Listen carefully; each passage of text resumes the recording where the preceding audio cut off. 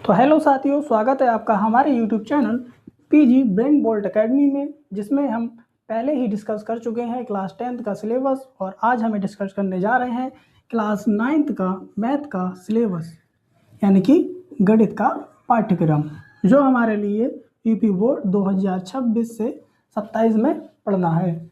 इसमें हमारा पहला चैप्टर है संख्या पद्धति, जिसमें हमें कुछ टॉपिक पढ़ने हैं, जिसका पहले का नाम है परिमेय व अपरिमेय संख्याएं, परिमेय व अपरिमेय संख्याएं।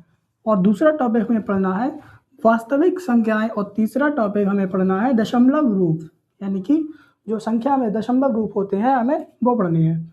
और चौथा टॉपिक जो है हमारा संख्या रेखा पर निरूपण, जो संख्या रेखा पर निरूपण होता है उसे हमें पढ़ना है। हमने छोटे क्लासों में पढ़ रखा है कि संख्या रेखा कुछ ऐसी होती है, 0 से लेकर 1, 2, 3 एक्सेट्रा, और इधर माइनस में संख्याएं होती हैं।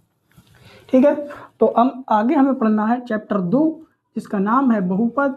इसमें हमें पहला टॉपिक पढ़ना है बहुपद का परिचय, और दूसरा टॉपिक पढ़ना है शून्यक, और तीसरा गुणनखंड। और हम इस पूरे पार्ट को लगभग 2 से 3 क्लासों में समाप्त कर देंगे, और इसको भी हम लगभग 2 से 3 क्लासों में समाप्त कर देंगे। और हमारा अगला पार्ट है चैप्टर 3 निर्देशांक ज्यामिति, जिसमें हमें कुछ टॉपिक पढ़ने हैं, जिसमें से पहला टॉपिक है कार्तीय तल, और दूसरा टॉपिक है हमारा बिंदु का निर्देशांक, और तीसरा टॉपिक है हमारा ग्राफ में बिंदु का दिखाना, यानी कि एक ग्राफ होता है, उस पर हमें जो भी समीकरण होती है उसके बिंदुओं को दिखाना होता है। इसी प्रकार चौथा चैप्टर है हमारा 2 चर वाले रेखीय समीकरण, जिसमें हमें कुछ टॉपिक पढ़ने हैं।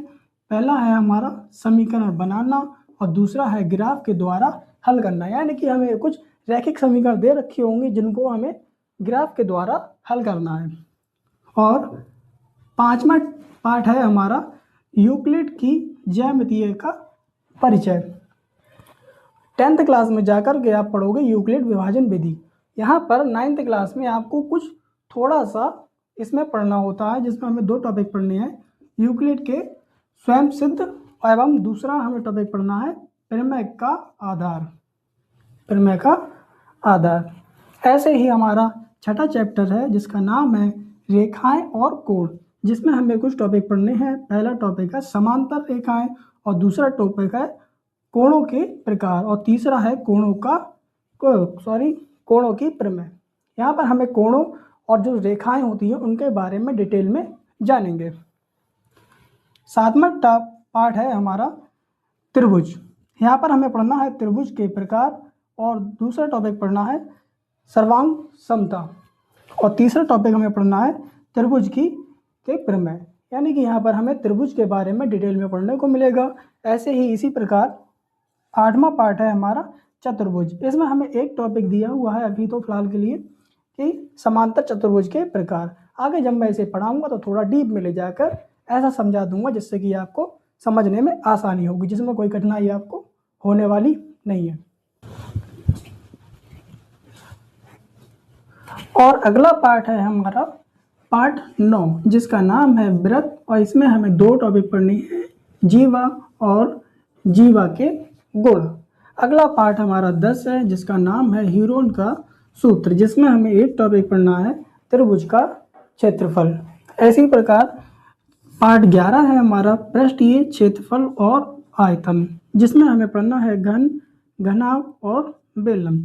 और आगे चैप्टर या पार्ट 12 है, जिसका नाम है सांख्यिकी, जिसमें हमें पढ़ना है आंकड़ों का औसत और ग्राफ। और पार्ट 13 है, जिसमें हमें पढ़ना है, इसका नाम है प्रायिकता, जिसमें हमें पढ़ना है सरल घटनाएं। प्रायिकता का मतलब होता है प्रोबेबिलिटी।